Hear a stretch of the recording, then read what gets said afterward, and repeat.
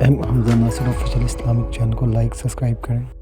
تو پہلا حق قرآن مجید کا اس پر ایمان لانا ہے، اور اس کے تقاضوں سمیت ایمان لانے سے دنیا آخرت کی برکتیں نصیب ہوتی ہیں، اور قرآن مجید کے ساتھ جو باطنی تعلق ہے جب وہ مضبوط ہوتا ہے تو پھر اس کے صلے میں قرب الہی کی دولت نصیب ہوتی ہے۔ جب اس کے ساتھ تیقن پیدا ہو جاتا ہے، یہ تیقن ہی من میں روشنیاں پیدا کر دیتا ہے۔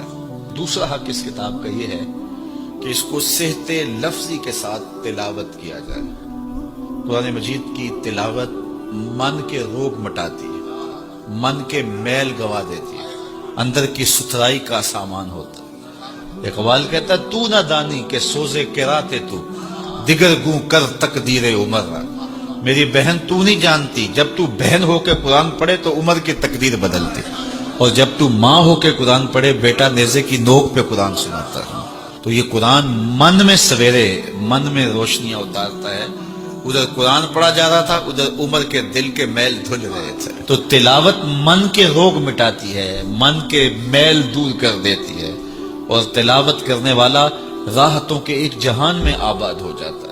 اسی لیے میرے حضور نے فرمایا اتل القرآن وابکو، قرآن پڑھا کرو اور قرآن پڑھتے ہوئے رویا کرو۔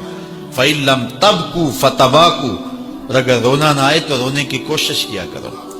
حضرت داتا صاحب سے پوچھا گیا حضرت اگر رونے کی کوشش کریں پھر بھی رونا نہ آئے، فرمایا پھر مقدر پہ رویا کرو۔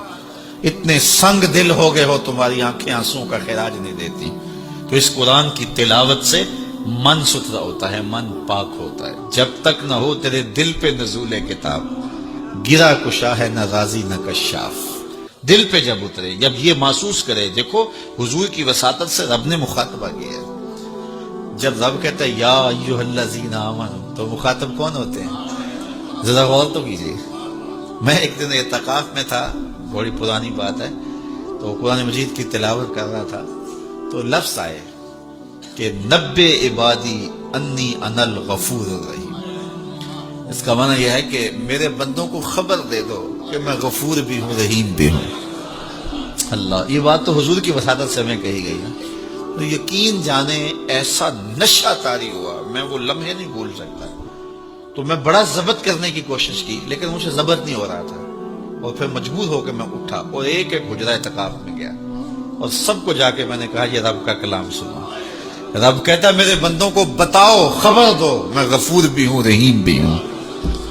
تو یہ قرآن کی تلاوت کے مزے ہوتے ہیں۔ تیسرا حق قرآن مجید کا ہمارے ذمے، اس کو مفاہیم و مطالب کے ساتھ سمجھنے کی کوشش کرنا کہ یہ قرآن ہمیں کیا کہہ رہا ہے۔ وہ کبھی تلاوت ہو رہی ہوتی ہے اور پڑھنے والا پڑھ رہا ہے کونوا قردۃ خاسئین، لوگ کہتے ہیں سبحان اللہ، جبکہ وہ کیا کہہ رہا ہے، چونکہ سمجھ نہیں ہے کہ کہا کیا جا رہا ہے۔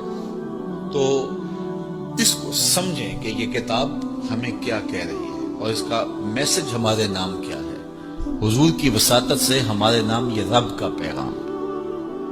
آپ کے نام کوئی کسی امبیسی سے خط آئے اور وہ آپ کی زبان میں نہ ہو، اور آپ اس زبان کو جانتے نہ ہوں، تو کیا اس کو چوم کے رکھ دیں گے، یا اتنی دیر تک مطمئن نہیں ہوں گے جب تک اس کے مندرجات معلوم نہیں کر لیں گے؟ آپ کہیں گے کوئی خیر کی خبر ہے، کوئی دکھ کی خبر ہے، کیا بات ہے، میں اس کو دیکھنا چاہتا ہوں کہ مجھے انہوں نے لکھا ہے تو کیا لکھا ہے، میرے نام پیغام کیا ہے۔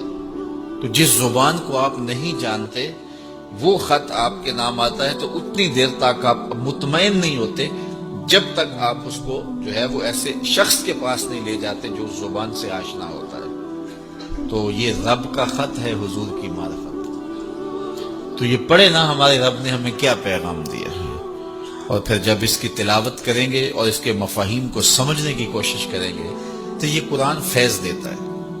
یہ قرآن اپنے مخاطب کو، یہ تو خالی پڑھا جائے پھر بھی فیض دیتا ہے، بلکہ خالی پڑھا نہ جائے، دیکھا جائے پھر بھی فیض دیتا ہے۔ اس کو دیکھ بھی لیا جائے، اس کے سننے سے فیض ملتا ہے، اس کے پڑھنے سے فیض ملتا ہے، اس کے دیکھنے سے فیض ملتا ہے، اس کے سمجھنے سے فیض ملتا ہے، اس کا درس دینے سے فیض ملتا ہے، اس کا درس لینے سے فیض ملتا ہے۔ یہ تو سراپا فیض ہے، یہ تو روشنیوں کا منبع و مصدر ہے۔ اس کتاب سے جڑنے والا دارین کی سعادتیں پاتا ہے۔ حمزہ ناصر آفیشیل اسلامک چینل کو لائک سبسکرائب کریں۔